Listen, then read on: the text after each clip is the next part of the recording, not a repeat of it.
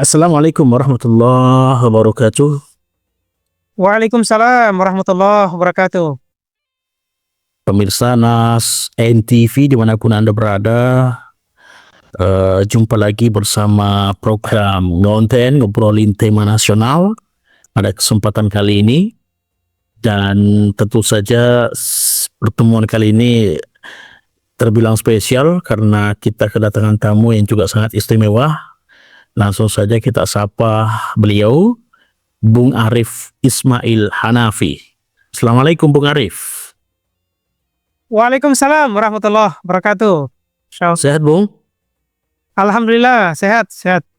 Iya. Semoga Bang Ain juga selalu sehat ya. Alhamdulillah sehat walafiat selalu, dan semoga Bang Arif Ismail di sana juga dalam keadaan sehat walafiat selalu. Pertama-tama saya ingin menyampaikan terima kasih atas kesediaan Bung, atas kesediaan waktu dan kesempatannya menerima permintaan bincang ini,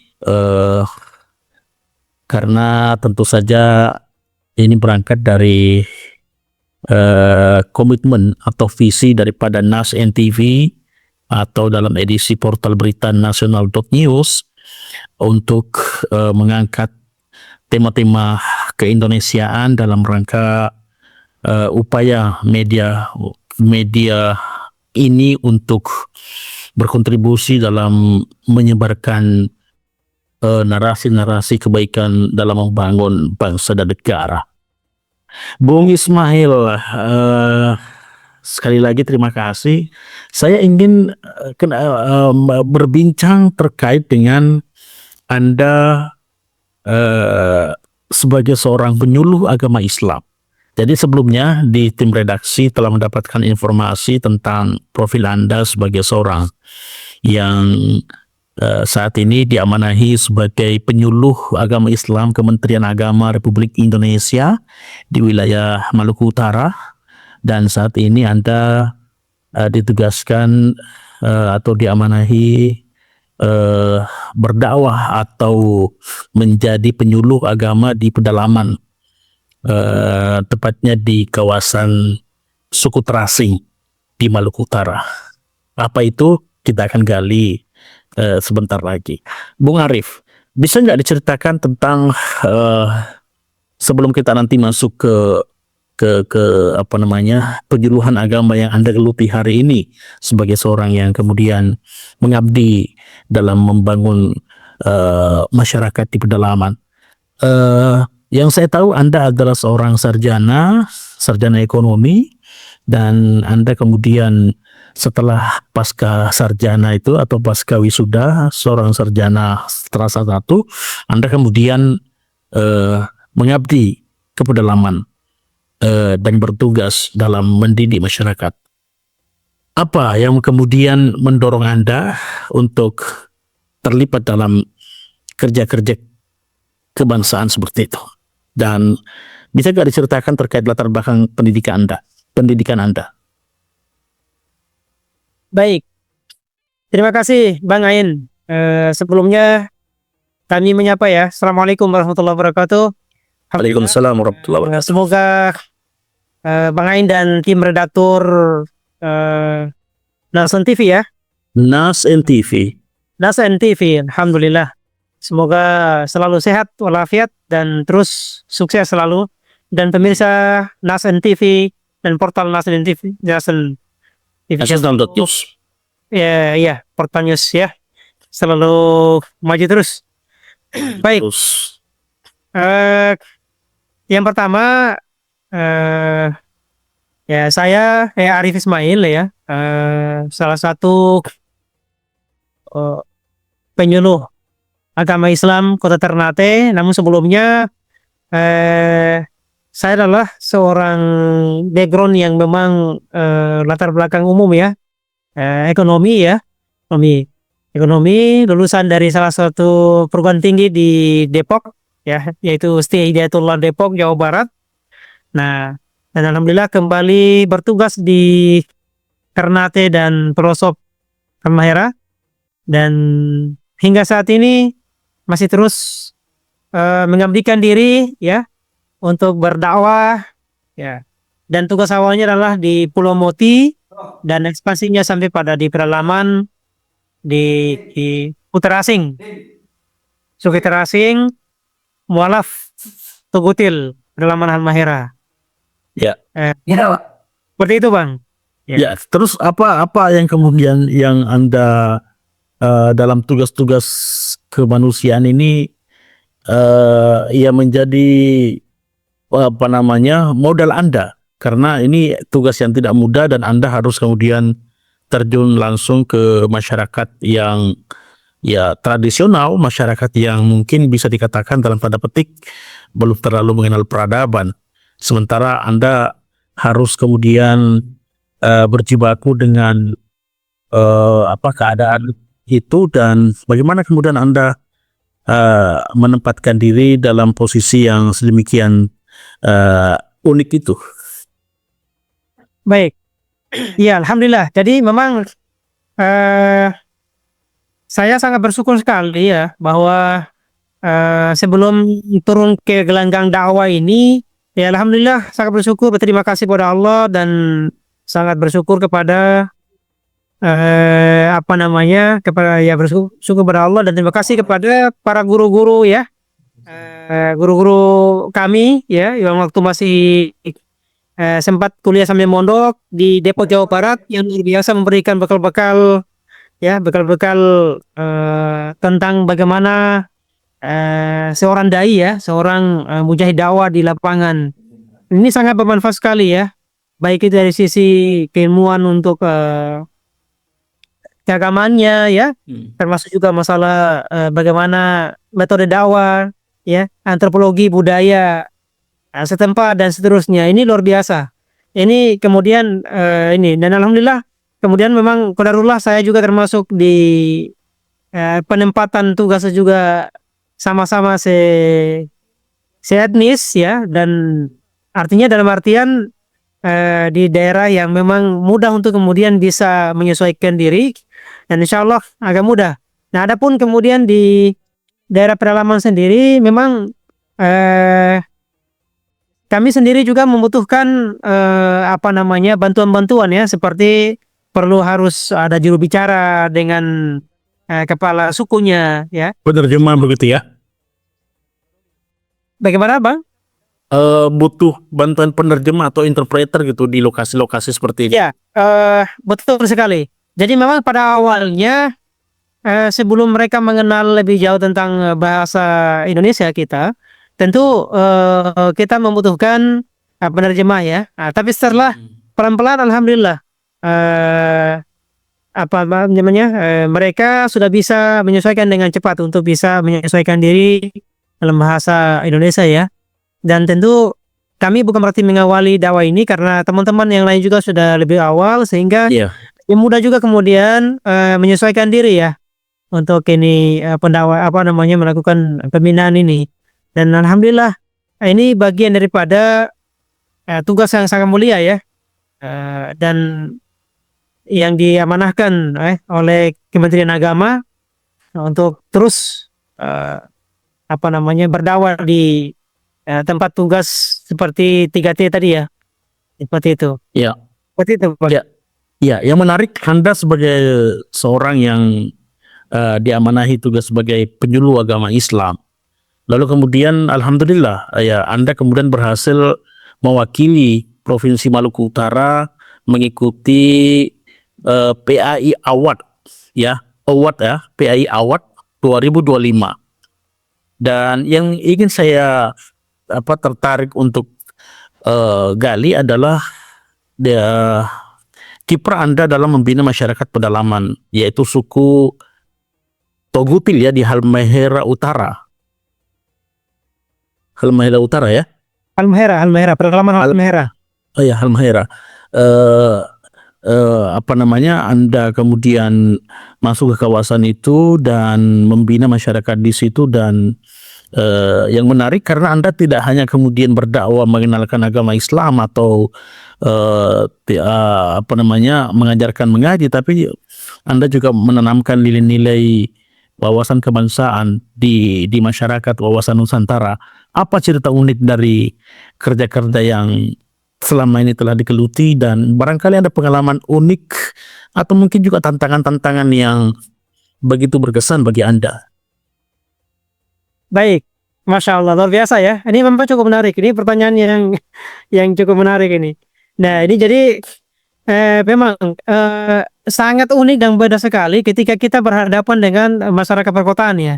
Jadi agak sangat luar biasa, Masya Allah. Jadi ketika kami berhadapan dengan objek dakwah di pedalaman itu luar biasa ya. Penuh suka duka, tantangannya pun tidak ringan gitu. Nah, jadi yang pertama kami punya prinsipnya adalah dakwah berdaya, ya. Dakwah berdaya. Dakwah berdaya, artinya dari sisi spiritual insya Allah berfungsi untuk kemudian memberikan pencerahan, kemudian pada saat yang sama juga perlu butuh pendampingan di sisi ekonomi pemberdayaan di bidang ekonomi pertanian dan sebagainya. Nah, mungkin saya perlu sedikit jelaskan juga bahwa suku Tugutil atau suku pedalaman ini ya memang agak unik gitu ya, agak unik dan beda sekali dengan seperti di Papua gitu ya. Nah, mereka ini apa keunikannya yang menurut Anda menarik? Iya, yang pertama mereka ini kan dari satu sisi mereka ini adalah orang yang masih primitif ya, masih primitif, ada belum mengenal peradaban secara modern ya, seperti itu. Nah, mereka masih hidupnya masih nomaden, berpindah-pindah tempat, ya kan? Nah, berpindah-pindah tempat. Kemudian tadi makannya juga tidak, pokoknya takar ruang lah makannya kan, seperti itu karena berburu tadi itu. Nah, kemudian So, mereka juga masih makan itu, kebutuhan hidup mereka itu masih berburu begitu ya? Masih berburu, betul sekali. Ya. Nomaden juga, berpindah-pindah juga. Iya, nomaden. Nah, karena untuk mencari makan tadi ya. Nah, itu memang awalnya seperti itu. Dan mereka juga masih sering juga saling berkelahi ya, saling bertengkar gara-gara misalnya makanan ataupun ini ya. Dan kepercayaan mereka memang ini ya, masih animisme ya. Ya, sebelum masuk Islam itu ya, animisme. Praktik-praktik animisme yang masih Anda saksikan apa yang dilakukan oleh mereka? Masa seperti itu menyembah pohon ya kan, kemudian pohon besar ya kan, kemudian bebatuan dan seterusnya. Ya, dan mereka menganggap hutan itu sebagai satu sakral roh yang yang tidak bisa ya tidak bisa dihindari ya, untuk kemudian jadikan semacam roh sesembahan gitu ya. Nah, seperti itu. Jadi memang ini menarik. Saya potong dulu. Bagaimana kemudian cara Anda memberikan semacam pemahaman kepada mereka berkaitan dengan seperti tadi mereka kemudian menuhankan alam atau menyembah pohon segala macam. Bagaimana Anda memberikan pemahaman dalam perspektif Islam misalnya, bahwa memang pohon itu adalah anugerah ilahi yang harus dijaga, tapi bagaimana kira-kira cara pendekatan Anda dalam menarik pemahaman mereka tentang Islam, bahwa Islam ajaran yang penuh kasih, ajaran yang sangat menghargai keanekaragaman hayati. Bagaimana, apakah Anda juga masuk ke ruang-ruang itu, Bung? Ya, baik. Luar biasa ya. Masya Allah, menarik ini pertanyaannya. Jadi memang karena kepercayaan ya, sistem religi atau kepercayaan mereka tadi itu memang sebelum masuk Islam itu ini cukup unik dan cukup menantangnya. Nah, karena itu karena saking fanatiknya mereka terhadap alam, terhadap roh-roh alam dan leluhur ini, nah maka kita perlu ada seni dan metode dakwah yang memang cukup adaptif ya, sensitif terhadap hal-hal yang kontekstual seperti mereka ini. Nah, karena itu kami masuknya harus lewat pendekatan-pendekatan persuasif ya, pendekatan-pendekatan yang memang belum langsung kemudian secara frontal untuk mendakwakan mereka gitu. Tapi kami kemudian memang harus mendekati dulu pelan-pelan ya kultur mereka seperti apa ya, Ya. seperti memang ini ya. Dan memang yang agak uniknya mereka ini, walaupun dari sisi sistem religi atau kepercayaannya ini seperti itu, tapi ada hal-hal yang cukup unik itu dialami oleh mereka, artinya di apa ya, dimiliki oleh mereka. Seperti misalnya eh apa ya, sangat mereka jujur orangnya ya, terus polos, disiplin ya, dan bertanggung jawab gitu. Nah itu hanya saja memang beberapa ini ya, dan beberapa karakter positif lainnya yang memang bagi kami ini sangat Islami gitu. Tapi memang tadi itu karena mereka inilah orang yang memang belum berperadaban modern ya, berperadaban Islam tentunya, sehingga tadi itu masih fokus pada penghormatan terhadap roh alam dan leluhur, ya kan? Nah, seperti itu. Dan bahkan sebelum memeluk Islam itu ya tadi dari sistem apa namanya gen untuk apapun itu masih sangat ini. Nah, sistem kekerabatan, ya kan, untuk ke apa, dan kemudian ini cukup cukup apa gitu, cukup sangat bertentangan dengan Islam gitu. Ini yang cukup ya seperti contohnya seperti ini ya, seorang bapak seorang anak bisa menikahi ibu misalnya kan. Oh, ada masih seperti itu ya? Bisa menikahi anak. Nah, Oh, masih ada praktik-praktik semacam itu. ya sebelum masuk Islam mereka seperti itu sebagai Incest ya. kemudian ada juga seperti tadi ya, apa namanya, adik kakak bisa saling nikahi gitu kan. Nah, Perkawinan incest ya, incest. perkawinan, iya betul sekali. Nah inilah yang kemudian terjadi ini kan secara ini juga biologis juga ya, sangat berpengaruh terhadap kesehatan mereka gitu. Betul. Ada kerasaan Masuk. ya. Ya. Lanjut nih. Ya, artinya pernikahan ya incest tadi kan berarti mereka melahirkan anak-anak yang juga akan rentan dari sisi kesehatan, dari sisi pertumbuhan ya, Bu. Betul. Ya, itu juga kan Anda juga masuk ke ruang-ruang itu dalam memberikan pemahaman tentang pentingnya. Ya. Oh iya. Betul sekali. Jadi memang itu ya luar biasa ya. Jadi kami kemudian bagaimana memikirkan pola dakwah ya, pola metode yang memang kemudian tidak langsung secara frontal menghilangkan kultur mereka, tapi dengan pelan-pelan kemudian mengikis untuk itu. Nah, karena itu kami harus melakukan pendekatan-pendekatan persuasif ya kan, pendekatan persuasif ya, melakukan utamanya harus dengan termasuk juga tadi itu memberikan pendekatan dalam hal pembagian sembako ya kan sebagainya. Dan mereka punya keunikannya apa salah satu ininya. Nah, karena dari sistem apa namanya, selain dari sistem religi kepercayaan yang tadi memang cukup ini ya, apa namanya, itu juga masalah sistem kekerabatan tadi ya, kekerabatan. Nah ini sangat apa namanya, sistem kekerabatan ini mereka tuh sangat ini ya, sangat kerabatan yang patrilineal ya. Patrilineal itu maksudnya keturunan, garis keturunan dan kekuasaan itu diwariskan melalui pihak ayah gitu.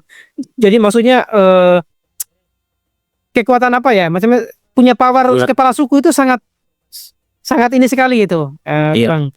Nah, jadi bahkan sempat dalam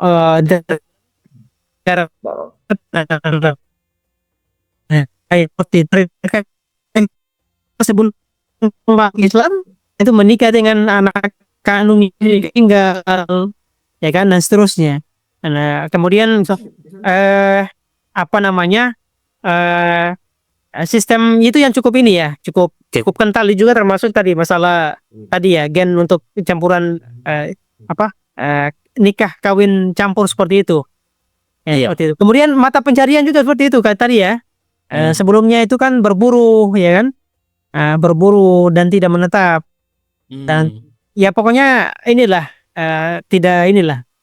Kemudian bahasanya digunakan juga seperti itu, bahasa Tobelo dalam ya, bahasa Tobelo dalam. Nah bahkan sebagian dari warga setempat yang sudah terbiasa dengan mereka sebenarnya agak sedikit terisi menyebut Togutil sebenarnya. Mereka lebih bangga kalau sebut orang Tobelo Dalam. Itu. Jadi luar biasa.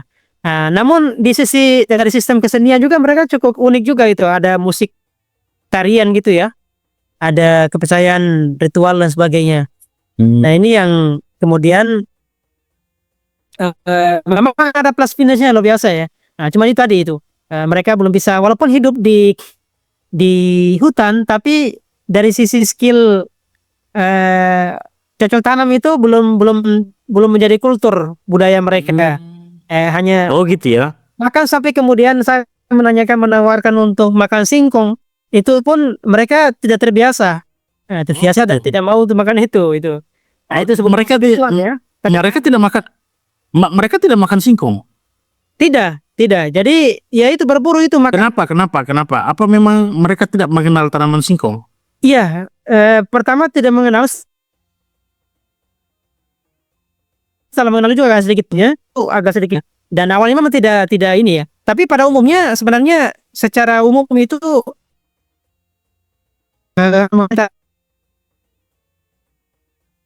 di hutan itu kan mereka ini ya, ini hanya beberapa tertentu yang memang tidak kemudian tidak belum familiar dengan mereka itu ya, seperti itu. Dan Berarti tadi itu hidup di hutan, ya walaupun hidup di hutan tapi tidak semua kemudian dimakan ya, gitu. Gitu ya. Dan uniknya juga termasuk mereka orang yang luar biasa ya, mengetahui sangat pelihara hutan lindung ya, dan apa namanya ya, makanya tadi kami sebutkan ada plus minusnya ya. Ya ada plusnya adalah mereka yang sangat orangnya yang luar biasa, sangat menjaga rawat hutan ya sebagai hutan lindungnya mereka ya, sangat ininya. Bahkan kemarin kasus pertambangan yang kemudian mereka Semua viral itu. sempat juga benturan dengan ya pihak perusahaan dan sebagainya karena dianggap merusak ya eksistensi mereka di sana kan, seperti itu. Nah ini luar biasa. Tapi memang di daerah Halmahera itu ada beberapa titik yang hampir di beberapa tempat strategis itu mereka ada semua. Dan kami memang tidak semua kemudian ini karena keterbatasan Bang. Karena itu hanya beberapa titik saja yang memang kemudian jadi akses. Dan di antara mereka pun ada yang agak lunak, ada yang luar biasa. Luar biasa Resisten gitu ya. ekstrim itu ya. Cukup ekstrim. Nah, Ekstrim dan di beberapa resisten. tempat yang dekat dengan perusahaan Tama itu ada cukup ekstrim. Ekstrim itu dalam Alhamdulillah. tahap apa itu? Tahap apa ekstrimnya, tingkatannya seperti apa? Melakukan Biasanya pada membunuh. Ketika kita ketemu dengan orang-orang selain dari mereka ya. gitu ya. Artinya kalau ada orang asing yang mereka mengancam, itu bisa dibunuh. Iya, betul sekali. Nah, bahkan sesama suku mereka pun ada saling ini ya. Tapi alhamdulillah tidak semua seperti itu. Tidak semua seperti itu, dan alhamdulillah binaan-binaan kami termasuk mereka yang luar biasa ya, agak soft skill, soft attitude ya. Ya, artinya agak sedikit ini ya alhamdulillah bisa lunak ya. Dan memang luar biasa juga. Ada juga teman-teman kami yang hampir kemudian hampir kena panah karena gara-gara itu, itu ya, belum terbiasa, belum ya artinya belum dengan mereka ya, belum dekat begitu ya. adaptasi dengan mereka. Nah, Ya, ini memang suka dukanya tidak seperti itu. Jadi alhamdulillah. Dan memang kalau untuk cukup ini luar biasa ya. Tantangannya luar biasa, dari sisi mau berangkat saja itu sudah cukup jauh dari kota. Kemudian dari perbatasan desa itu kita ke hutan juga itu 10 sampai 15 kilo. 10 sampai 15 kilo. Iya, itu dari perbatasan perkampungan terakhir desa itu ke hutan itu. Bukan dari tempat tinggal Anda atau bukan. Kalau hitung tempat tinggal dari itu sudah hampir 40-an kilo itu, Bang. Jadi Karena harus menyeberang laut lagi kan, menyeberang laut. nyebrang laut juga. Menyeberang laut. Ya. Nah, apalagi kalau misalnya tantangan dakwahnya ketika misalnya ada musim hujan, wah itu kita harus cari cari akal gimana caranya bisa nyebrang kali. Itu Oh, berarti biasa. setelah lewatin laut nyebrang kali lagi. Iya, betul sekali. Apalagi musim Kali, hujan. Kecuali kalau tidak hujan ya. maksudnya kalinya itu di pinggir jalan atau seperti apa? Bukan. Kalinya itu memang sudah masuk dalam hutan. Hah? Berair berarti. Iya, jadi artinya perbatasan kampung terakhir dengan masuk hutan itu kan ada kali ya. Ada kali besar, yang itu Pak, Ya. ya, biasa kita pakai upacara bendera dengan mereka. Upacara 17-an, Oh iya. kalau pada saat kering nantinya. Itu jadi memang luar biasa. Dan alhamdulillah kemarin itu juga bersama mitra dan kodim setempat juga sudah buat juga rumah sekolah rimba ya. Sekolah Dan itu menjadi tempat transit transit pembinaan juga ketika kami datang kalau tidak sempat ke rumah befak yang di hutan, Bevak itu maka rumah apa namanya yang pakai rumbia itu yang tanpa dinding, rumah panggung tanpa dinding, pakai atap alang-alang ya. itu tempat tinggal mereka. Iya, betul sekali. Itu jauh itu sekitar 10 kiloan. Ya, sampai 50 15 kilo lah. Nah, kemarin alhamdulillah pas kita satu rahim terakhir juga kemarin itu mereka dengan kepala juru bicaranya bisa langsung datang di rumah transit dan kita kasih pembinaan lanjutan gitu. Dan ini memang luar biasa ya, cukup menantang juga itu. Makanya tidak semua kemudian teman-teman itu mengambil peran ini karena luar biasa ya. Tapi alhamdulillah kami nikmati untuk itu, untuk ini. Ya, luar biasa Bung Ari. Artinya ya, ini satu langkah yang langka. Maksudnya tidak semua orang mau ngambil pilihan itu karena ini tidak mudah dan tentu ini berisiko. Bahkan tadi ketika Anda kemudian salah bersikap atau mungkin salah melangkah, itu Anda bisa panah yang melayang ya.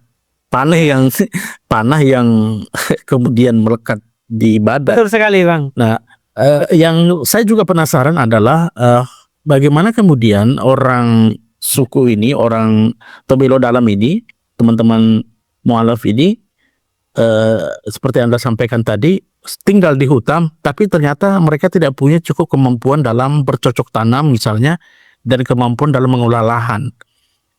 Bagaimana kemudian Anda sebagai penyuluh agama Islam di sana, atau katakanlah apakah Anda punya semacam program untuk memberikan semacam pemahaman tentang tata kelola tanah atau pertanian untuk mengajarkan mereka untuk mulai belajar bercocok tanam dan mereka tidak lagi nomaden begitu. Apakah ada rencana semacam itu atau mungkin sudah berjalan saat ini? Ya, baik. Terima kasih. Luar biasa pertanyaannya ya. Jadi memang ya penyuluh itu kan suluh atau obor ya sebagai penerangan atau pencerahan ya. Nah itu jadi obor ya. sebagai pendakwa ya menyampaikan pesan-pesan agama dan pembangunan dalam bahasa agama. Nah termasuk di antara yang dimaksud pembangunan sini itu juga termasuk adalah bagaimana kemudian sebagai pilar transformasi agama dan sosial ya, pembangunan sosial masyarakat. Termasuk di antaranya adalah masalah pemberdayaan ya ekonominya. Nah alhamdulillah selain daripada pembinaan keagamaan tadi ya seperti kami bersama mitra itu kan ajarkan ngaji setelah syahadat fikih praktis ya, ibadah, sholat, kemudian ngaji. Nah kemudian termasuk juga pengenalan baca tulis dan seterusnya kan. Nah juga memang mereka tadi itu dilatih tentang bagaimana mengenal pertanian tadi itu, walaupun secara dasar ya. Itu karena tadi itu kami menyebutkan bahwa walaupun mereka tinggal di hutan, tapi dari sisi skill keterampilan bercocok tanam itu belum punya, belum dimiliki karena tadi hidupnya masih amburadul ya, takar ruang untuk hidup ininya. Nah karena itu kami juga bersama teman-teman dan mitra juga itu mendampingi juga, ya mendampingi itu penanaman tanaman ya, sayur-sayuran ya, termasuk juga ubi jalar itu ya, dan alhamdulillah itu mereka kemudian bisa panen dan bisa merasakan hasilnya luar biasa. Nah, dan diantara juga termasuk dalam hal pemberdayaan ini, diantaranya mereka ini kan anu ya, sudah bisa kemudian apa istilahnya, eh, mereka ini sudah diarahkan untuk tinggalkan pola ekonomi berbasis perburuan tadi ya, buruh tadi ya. Jadi mulai buruh tadi setelah mengenal Islam, alhamdulillah sekitar hampir 25 orang ya lebih itu yang sudah masuk Islam, itu sudah meninggalkan pola ekonomi berbasis perburuan tadi ya, buruh. Nah, dan beramu menuju aktivitas pertanian secara sederhana. Nah, misalnya dari sisi pengolahan kopra ya, kelapa ya Pak, kelapa kan. Kemudian pembuatan kerajinan dari rotan kayu ya. Kemudian apa namanya, membantu masyarakat apa istilahnya di sini deh, obor apa damar ya, damar untuk dijual, kayu dan sebagainya, kelapa dan sebagainya itu dijual, kemudian menghasilkan uang. Dan mereka kemudian alhamdulillah bisa mengenal apa namanya, pertukaran tadi ya, pertukaran barang dengan uang tadi ya. Paham jual beli sudah ya? Sebelumnya kan tidak mengenal uang itu kan, seperti itu. Nah, ketika kasih uang itu mereka tidak ini. Sebelumnya hanya barter aja, barter barang gitu ya. Barter barang, iya. Dan itu pun sangat apa namanya, harus sangat sensitif sekali. Sangat sebab sekali dan sensitif karena nah itu tadi, kalau belum mengenal kita secara mendalam, itu pertama sangat malu, kedua memang sangat trauma. Traumanya itu karena termasuk diantaranya adalah karena diantara anggota kelompok mereka itu misalnya keracunan. Keracunan itu dari, nah karena trauma itulah makanya ketika kita orang baru misalnya, walaupun itu bersamaan dengan juru bicara, itu ketika memberikan makanan, itu harusnya kita dulu yang makan, baru kemudian mereka bisa makan. Nah, artinya gini Bu. Kalau kita belum makan, itu biarpun selapar-laparannya mereka tidak mau makan itu. Sebentar nih, saya putus dulu. Halo. Ya, terkait tadi keracunan makanan, artinya begini. Saya ini memastikan, ingin menggali dulu.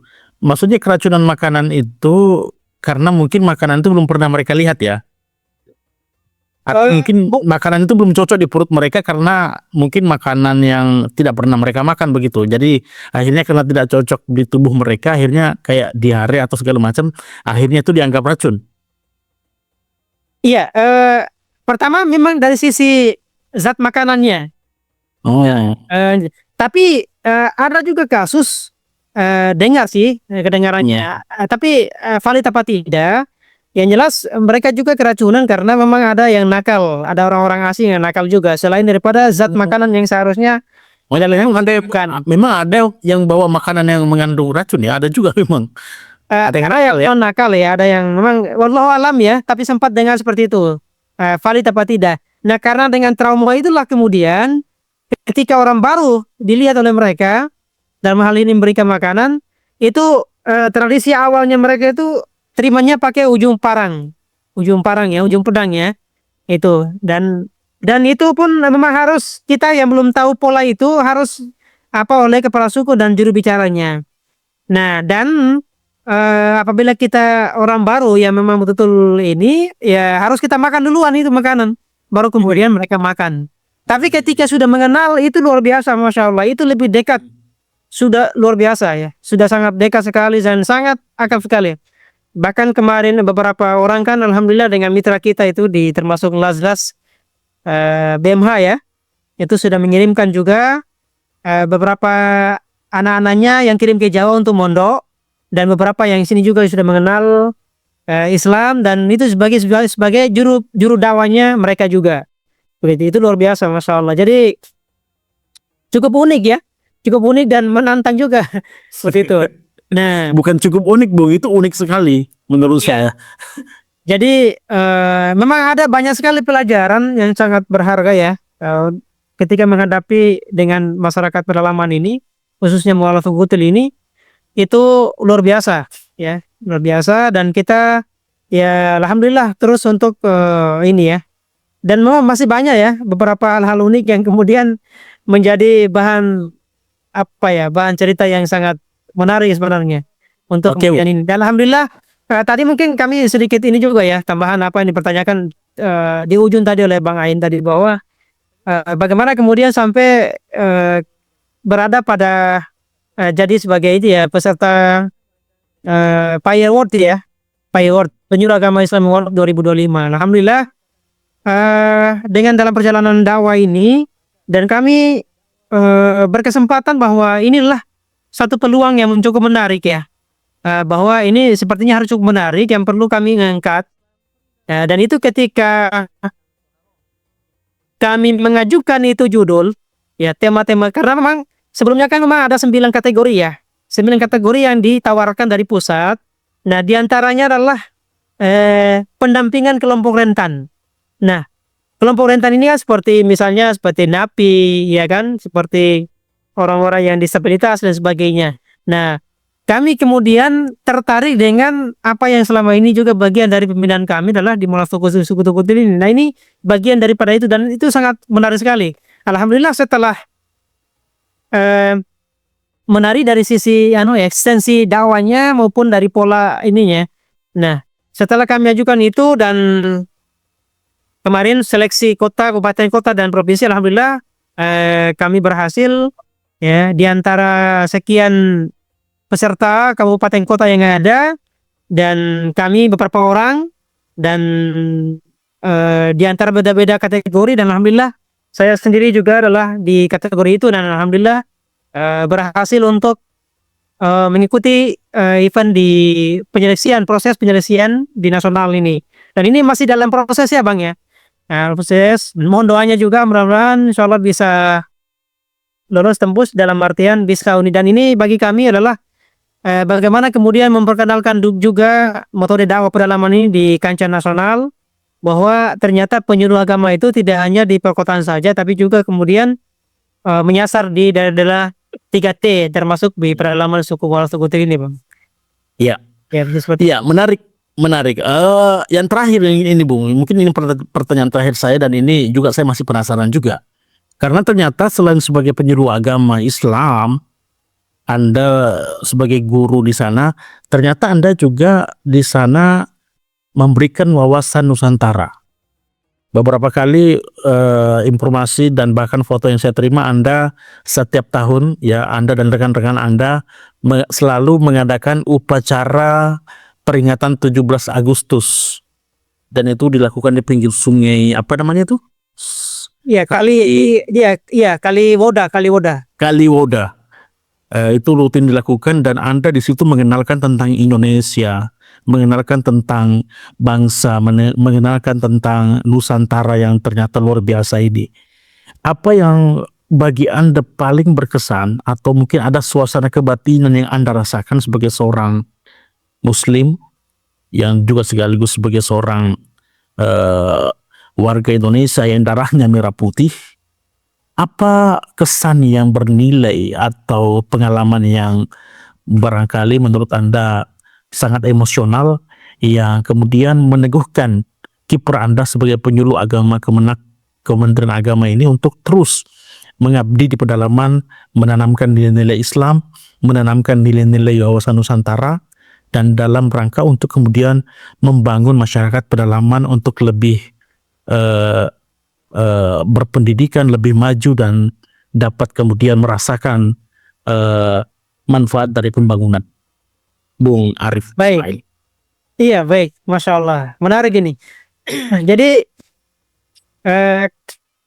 karena salah satu daripada prinsip ataupun prinsip penyuluh agama ini adalah bagaimana penyampaian pesan-pesan agama dan pembangunan, ya, penyampaian pesan-pesan agama dan pembangunan melalui bahasa agama. Nah, di antara turunannya adalah bagaimana kemudian memberikan edukasi, pencerahan dan edukasi kepada masyarakat terkait dengan wawasan Nusantara dan cinta NKRI. Begitu ya, Bang ya. Jadi, nah, itu tidak terkecuali kepada masyarakat pedalaman, binaan-binaan seperti Mualaf Suku Tukutil ini. Masya Allah, luar biasa mereka. Jadi alhamdulillah sebelum mereka mengenal Islam, ya memeluk Islam, tentunya masih buta tentang ini. Nah, setelah mereka mengenali Islam, kemudian belajar tentang baca tulis, kemudian dikenalkan juga dengan wawasan Nusantara, wawasan kebangsaan, itu luar biasa. Ketika dihadirkan juga dengan